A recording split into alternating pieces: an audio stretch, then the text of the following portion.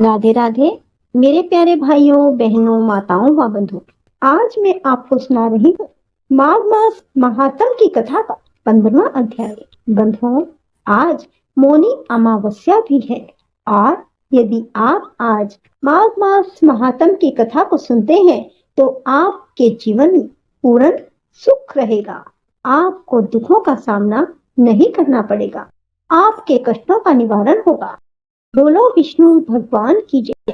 दत्तात्रेय जी कहने लगे, हे राजन, प्रजापति ने पापों के नाश के लिए प्रयाग तीर्थ की रचना की।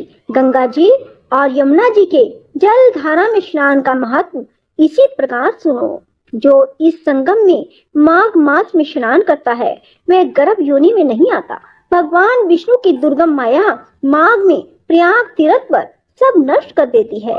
माघ मास में प्रयाग में स्नान करने से मनुष्य अच्छे भोगों को भोगकर ब्रह्म को प्राप्त होता है। माघ मास और मकर के सूर्य में जो प्रयाग में स्नान करता है उसके पुण्यों की गिनती चित्रगुप्त भी नहीं कर सकता।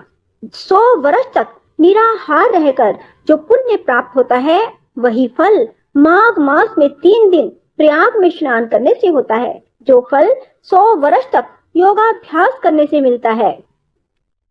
जैसे सर्प पुरानी केंचुली छोड़कर नया रूप ग्रहण कर लेता है, वैसे ही माघ मास में स्नान करने से मनुष्य पापों को छोड़कर स्वर्ग को प्राप्त होता है।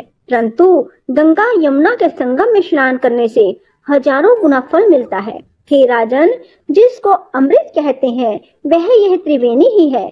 ब्रह्मा, शिव, रुद्र, आदित्य, मरुतगण, गंधर्व, लोकपाल, यक्ष, गुहक, किन्नर, अनिमा आदि गुणों से सिद्ध तत्वज्ञानी ब्रह्माणी, पार्वती, लक्ष्मी, शची, नैना, दिति, अदिति, संपूर्ण देव पत्नियां तथा नागों की स्त्रियां धृताची, मेनका, उर्वशी, रंभा, तिलोत्तमा, अप्सरागण, सब पितर, मनुष्यगण, कलयुग में गुप्त और सतयुग में प्रत्यक्ष सब देवता माघ मास में स्नान करने के लिए आते हैं।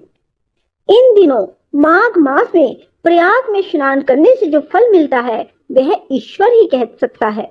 मनुष्य में कहने की शक्ति नहीं है। हजारों अश्वमेध यज्ञ करने से भी यह फल प्राप्त नहीं होता।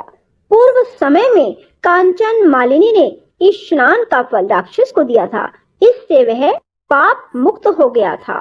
बोलो विष्णु भगवान की जय। राधे राधे, जय श्री कृष्णा। बंधुओं, यदि आपको हमारी ये कथा पसंद आए तो इसे लाइक करने के साथ साथ शेयर भी जरूर करें।